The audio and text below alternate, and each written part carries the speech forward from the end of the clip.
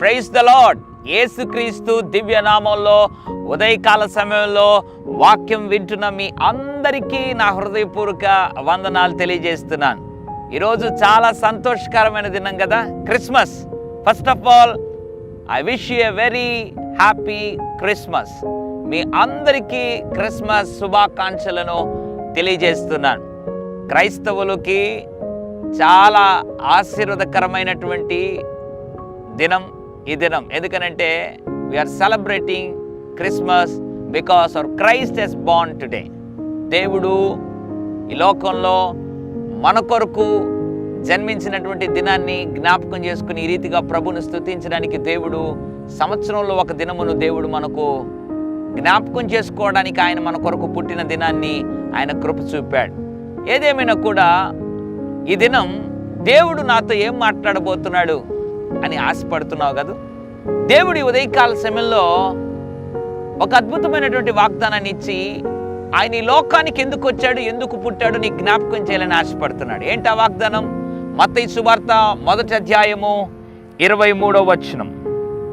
ఇమ్మానుయేలును పేరునకు భాషాంతరమున దేవుడు మనకు తోడని అర్థం. ఎంత అద్భుతమైనటువంటి వాగ్దానం.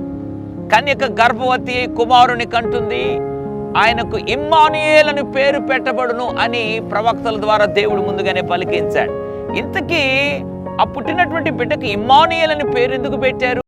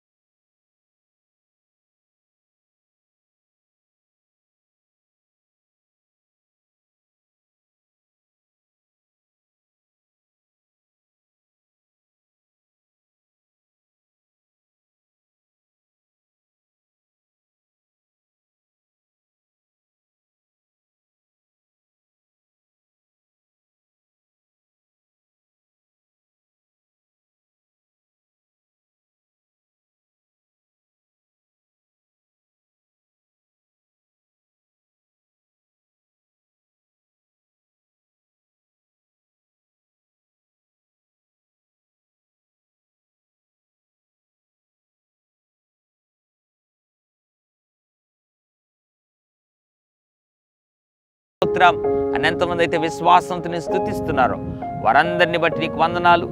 నిత్యము వారికి తోడుగా ఉండి ఇదే క్రిస్మస్ ఆనందం ప్రతిరోజు సంవత్సరం అంతా అనుభవించడానికి కృప చూపమని యేసు నామములో ప్రార్థిస్తున్నాను తండ్రి.